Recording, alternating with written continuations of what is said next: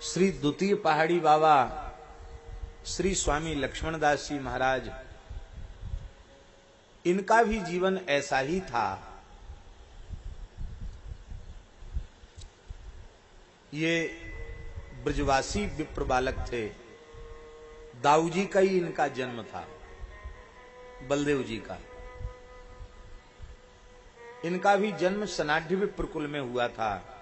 इनके पिता जिमीदार थे, कोई संतान नहीं थी, तो अपने भाई को जमीन जायदाद समझा करके वे भजन करने की इच्छा से पत्नी के सहित वृंदावन आ गए।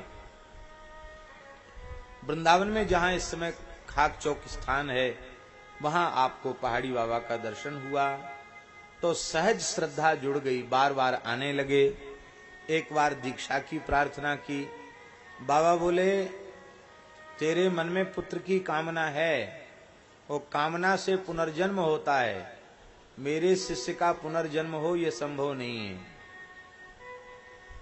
भजन करने के लिए अपनी इच्छा से आवे तो कोई बात नहीं, पर कर्म के बंधन में बंधकर द्वारा जन्म ले ये संभव नहीं है। इसलिए पहले तुम जाओ, पुत्र की वासना को पूर्ण करो, तुम्हारे एक पुत्र होगा, बाद में तुम दीक्षा लेना, भजन करना। ऐसे महात्मा थे। बोले, महाराज हमारी आयु 65 वर्ष के करीब हो रही है। श्री मल्होत्रा जी चले गए क्या? हमारी आयु 65 वर्ष के करीब की हो रही है। अब पुत्र प्राप्ति का कोई अवसर नहीं है, आयु नहीं है। बाबा बोले, मेरी वाणी निकल गई, अब तो जाओ। आपने जाते जाते कहा, गुरुदेव यदि पुत्र हो गया तो मैं आपके ही चरणों में भेंट कर दूंगा, मैं तो अब भजन ही करूंगा। और आपको पुत्र की प्राप्ति हुई। यही पुत्र हुए द्वितीय पहाड़ी बाबा श्री स्वामी लक्ष्मणदास जी महाराज। हमने अपने गुरुदेव से सुना कि जब ये 1.5 महीने के थे तब इनके माता पिता ने धूनापुर बाबा के चरणों में भेंट कर दिया। बोले, बस आपकी अमानत, आप इसको संभालो। संत किस बात से द्रवित हो जाएं? अरे बोले, बुढ़ापे की संतान बहुत प्यारी होती है, कोई दे नहीं सकता है, पर तू वचन का पक्का निकला ब्राह्मण तो मेरा हृदय प्रसन्न है, इसको तो मैंने स्वीकार कर लिया, तेरे 4 पुत्र और होंगे। बोला, महाराज ब्रजवासी बहुत नाम धरेंगे, हंसी करेंगे कि पंडित जी ने बुढ़ापे में लाइन लगा रखी है। बोले, अब तो वाणी निकल गई, अब तो वाणी निकल गई। ऐसी संतों की वाणी हुआ करती थी। जब ये 7 वर्ष के हुए तब बाबा के चरणों में आपके पिता माता ने पुनः भेंट किया। बाबा ने ब्राह्मणों को बुलाकर विधिवत 7 वर्ष की आयु में आपका यज्ञोपवीत संस्कार कराया और थोड़ी सी शिक्षा के बाद बाबा ने इन्हें विरक्त वेश प्रदान किया। और अपने संपूर्ण जीवन में श्री स्वामी लक्ष्मणदास जी महाराज भी ऐसे ही रहे, न नीचे कुछ बहिर्वास को पहरा, न ऊपर से उत्तरीय, केवल एक लंगोटी में। और ये भी महान योगीराज थे। शरीर ही आप देख रहे हैं।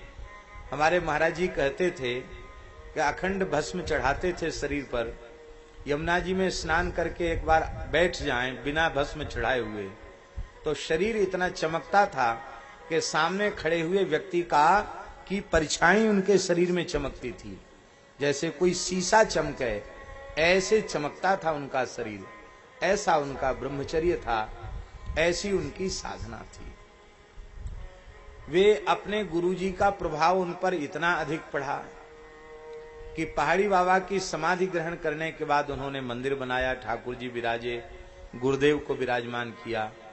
लेकिन इसके साथ ही एक निश्चय रखा। क्या?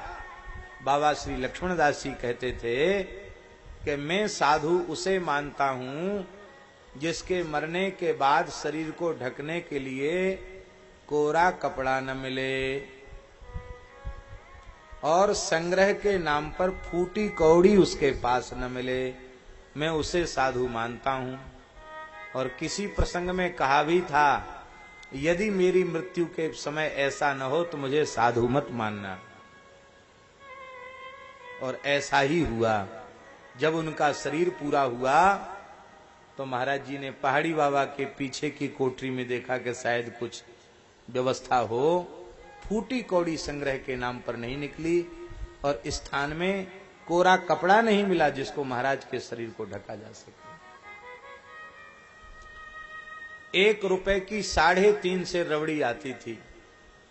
तो महाराज जी कहते कि गुरु महाराज के चरणों में कभी 1 रुपया चढ़ गया तो बड़े खुश होते थे। कहते थे आज ठाकुर जी रबड़ी का भोग लगाएंगे, जा बच्चा ले आ रबड़ी। और रबड़ी लेकर के भोग लगा करके पाते तो ने कितना सब वितरित कर देते। कोई कहता महाराज अमुक महात्मा माधवदास तो चला गया वहां, बोले हाजिर में हुज्जत नहीं, गैर की तलाश नहीं। जो उपस्थित है उसको मिल जाएगा, जो अनुपस्थित है उसको नहीं मिलेगा। माने इतना अधिक संग्रह से बचते थे कि वस्तु थोड़ी देर के लिए भी बच जाए, नहीं आई खत्म करो, समाप्त कर दो, कुछ रहने मत दो, कुछ भी नहीं रहना चाहिए। ऐसा उनका जीवन। पहाड़ी बाबा के सेवक कलकत्ता में चिंतित हो गए कि ऐसे कैसे स्थान चलेगा, बाबा जी तो एकदम पक्कड़ है, रखते कुछ है नहीं। खाली हाथ कमंडल लेकर कुंभ में जाते थे और 1-1.5 महीने की सेवा वहीं चढ़ोत्री जो चरणों में आती उसी से सेवा करके फिर जैसे खाली हाथ जाते ऐसे खाली हाथ पैदल चले आते। विलक्षण जीवन था उनका। श्री लक्ष्मणदास जी महाराज, उन्होंने भी अंतिम क्षण तक गो सेवा की और प्रसाद वो तो पाते थे पर प्रसाद बहुत अल्प लेते थे, गो दुग्ध ही उनका आहार।